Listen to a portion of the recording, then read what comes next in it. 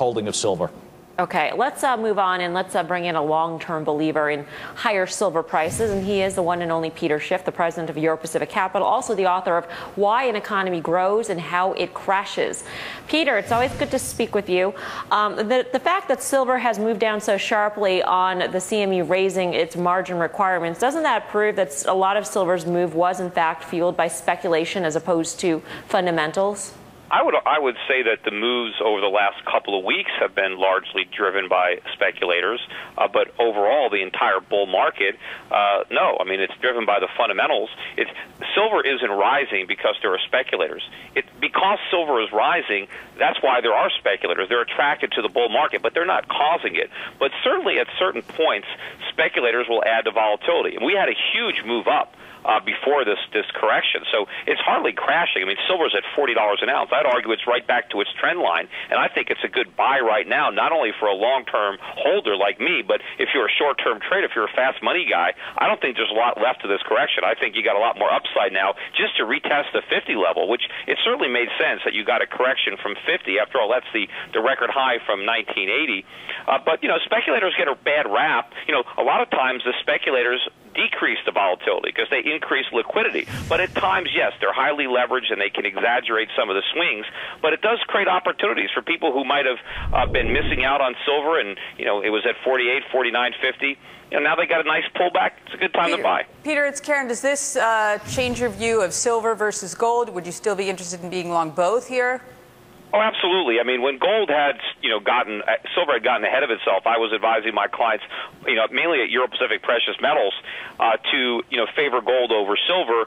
But now that it's pulled back down to this level, I think, you can come back into your normal gold and silver buying. I still think that over time, silver is going to continue to gain on gold, although the gain that it had in the weeks preceding this, and certainly on the back of Ben Bernanke's very, very bullish comments for gold and silver, it had gotten ahead of itself.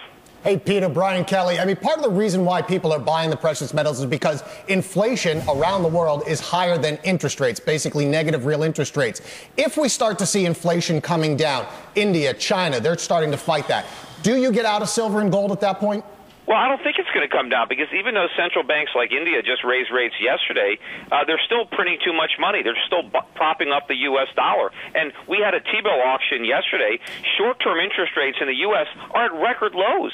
T-bills are now lower than they were at the depths of the financial crisis. I mean, what is that telling you? I mean, the Fed has got the monetary pedal to the metal, and these markets are going to keep going. And also, if you look at today, the dollar hit a new all-time record low against the Swiss franc. You need more than $1.15 to buy a Swiss franc. And even though you've had this huge drop in silver, the gold price has barely budged. We're still above 1,500. So anybody who thinks that, this is a turn in the precious metals market because silver has dropped back to 40, I mean, look at the fundamentals. The dollar making new lows, gold still trending higher. I mean, if this really was a turnaround, gold would be falling and the dollar would be rising.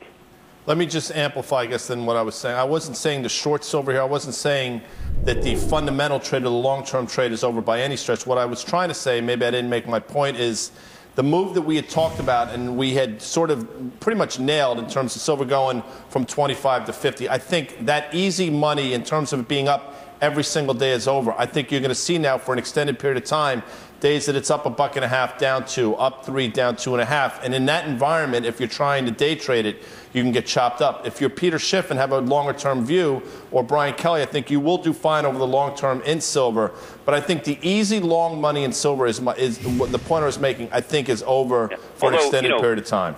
Day traders like the volatility, so if you get $2 or $3 swings, I mean, you could make more money off of bigger swings. It's the trend followers that might not like the volatility if it kind of whipsaws them a little bit. But I think we've cleared out a lot of that hot money. I think there's probably some shorts now. I bet a lot of people have been suckered into the short side of the silver market, and these are people who have sold silver. They have to buy it back, and I'm convinced they will buy it back at much higher prices. All right, Peter, we're leaving it there. Thanks so much for phoning in. Appreciate it. Peter Schiff of Euro Pacific Capital. All right, let's